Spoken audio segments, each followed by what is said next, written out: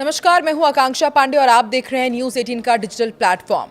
बांग्लादेश की राजनीति में आज का दिन यानी कि 13 फरवरी 2026 सुनहरे अक्षरों में दर्ज हो गया है, क्योंकि 2 दशकों के लंबे इंतजार के बाद बांग्लादेश नेशनलिस्ट पार्टी यानी कि बीएनपी ने ऐतिहासिक बहुमत के साथ सत्ता में वापसी की है। 12 फरवरी को हुए संसदीय चुनाव के जो नतीजे सामने आए, उन्होंने न केवल ढाका की गलियों में धान का शीश लहरा दिया, बल्कि दक्षिण एशिया के कूटनीतिक गलियारों में भी हलचल पैदा कर दी है।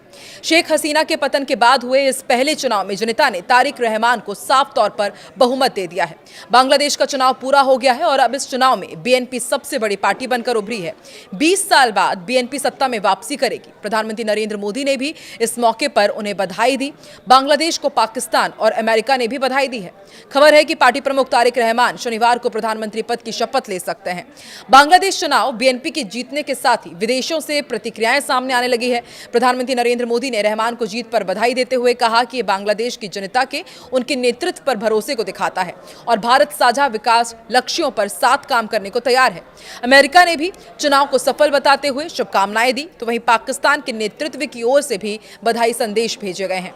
बांग्लादेश चुनाव को बीएनपी और जमात इस्लामी के बीच सीधी टक्कर माना गया, क्योंकि आवामी लीग मैदान में थी ही नहीं। जमात ने मतगणना में देरी और हेरफेर के आरोप लगाए हैं और चेतावनी दी है कि जनादेश छीना गया तो बड़ा आंदोलन होगा। नेशनल सिटीजन पार्टी ने भी कुछ सीटों पर धांधली के आरोप लगाए हैं। दूसरी ओर निर्वाचन आयोग ने मतदान प्रक्रिया में गड़बड़ी के आरोपों को खारिज करते हुए कहा है कि नतीजों में उतार चढ़ाव सामान्य है। बीएनपी पिछली बार साल 2001 से 2006 के बीच सत्ता में रही थी।